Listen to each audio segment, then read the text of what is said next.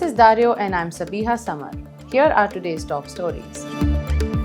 President Shavkat Mirziyoyev of Uzbekistan welcomed a delegation from the National People's Congress of China, led by Chairman Zhao Leji on July 8th. The meeting highlighted successful implementation of agreements from President Mirziyoyev's recent state visit to China, reinforcing both nations' commitment to bilateral cooperation. A key topic of discussion was the outcomes of the SCO summit in Astana, expected to boost multifaceted cooperation between Uzbekistan and China. China reiterated its support for Uzbekistan's social-economic reform initiatives, focusing on poverty reduction and strategic cooperation in infrastructure development, industrial collaboration, agriculture, and green energy sectors. A pivotal agenda item was the commencement of practical work on the China-Kyrgyzstan-Uzbekistan railway, a major infrastructure project set to enhance regional connectivity.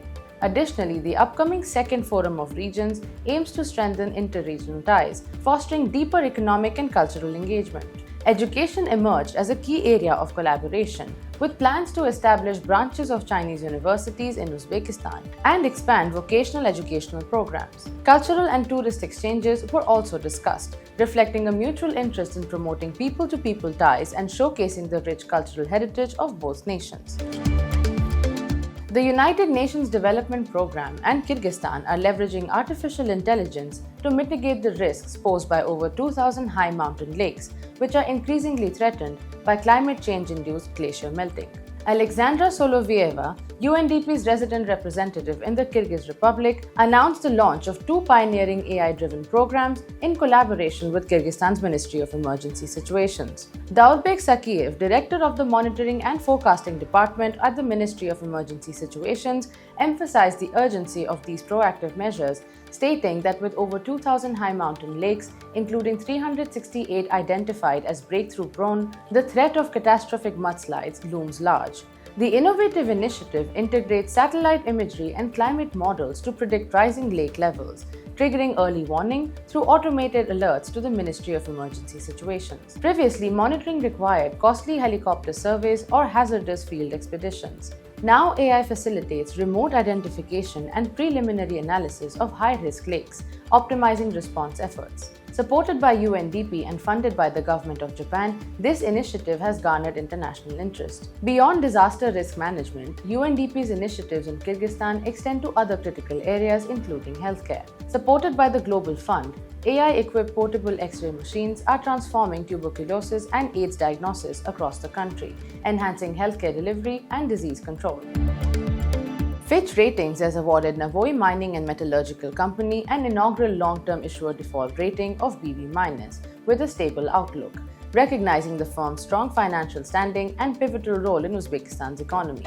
NMMC's rating is bolstered by its status as a government-related entity, closely linked to its sole shareholder, the government of Uzbekistan, which also holds a BB- stable rating. This alignment emphasizes substantial state oversight, influencing NMMC's operational strategies and financial flows through taxation and dividends. As the world's fourth largest gold producer, NMMC anticipates exceeding 3 million ounces in production by 2024. Operating across 12 major sites, its Muruntau mine alone contributes approximately 70% of total output. Positioned in the top quartile globally for gold producers in cost efficiency, NMMC reported an all-in sustaining cost of $866 per ounce in 2023. NMMC's industry peers include global giants such as Agnico Eagle Mines Limited, Kinross Gold Corporation, and Anglo Gold Ashanti Limited, highlighting its competitive stature despite regional challenges. On July 5th, NMMC also secured its first credit rating from S&P Global Ratings at BB- with a stable outlook. S&P Global Ratings assigned NMMC a standalone credit profile of BB+, the highest ever for a Uzbekistan entity, affirming its robust financial health and operational efficiency. NMMC, a major employer in Uzbekistan, contributes significantly to the country's GDP, accounting for 6.3%. As Central Asia's largest and the world's fourth largest gold producer, NMMC mines, refines, and markets precious metals, predominantly fine gold. Kazakhstan's energy minister announced on July 8 that it plans to compensate for its excess oil production over the OPEC Plus quota in the first half of this year by September 2025. The ministry has outlined a comprehensive strategy for gradual compensation. Kazakhstan is among 8 OPEC Plus nations that have committed to additional voluntary production cuts without specifying exact output numbers. The Energy Ministry affirmed Kazakhstan's dedication to fulfilling its obligations and will adhere to the planned compensation for any overproduction. In June, Kazakhstan increased its oil and gas condensate production by 4% from May, reaching 7.24 million metric tons daily. This figure surpassed its OPEC Plus quota according to sources and Reuters calculations. OPEC Plus announced last month that it would gradually phase out production cuts from October 2024 to September 2025. In a significant move towards enhancing regional economic cooperation, Afghanistan has invited Uzbekistan to invest in its oil, gas, and copper mining sectors.